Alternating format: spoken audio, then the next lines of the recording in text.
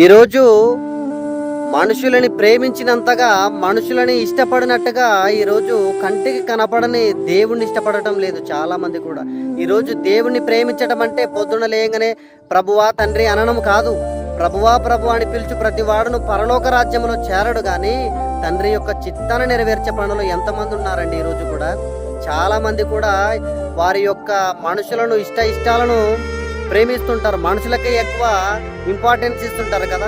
ఈరోజు ఒక మనిషి కొరకు దేవుడు తన ప్రాణాన్నే త్యాగం చేసినటువంటి ఏకైక వ్యక్తి యేసుక్రీస్తు ప్రభుల వారండి.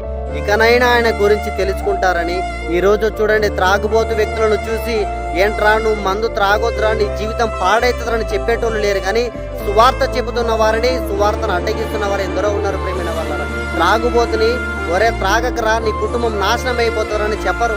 అక్రమ సంబంధాలు పెట్టుకున్నోడికి ఒరే నీ కుటుంబం బాగుపడదురా నాశనం అయిపోతుందిరా అలా నువ్వు చేయకూడదురా పాపం చేయొద్దురని ఎవరు కూడా చెప్పరు. కానీ ఈ రోజు చూడండి, సువార్త ప్రకటిస్తున్న వారిని ఎన్నో ఆటంకాలు ఎన్నో మారణ హోమాలు సృష్టిస్తున్నారండి ఈరోజు ప్రపంచంలో కూడా.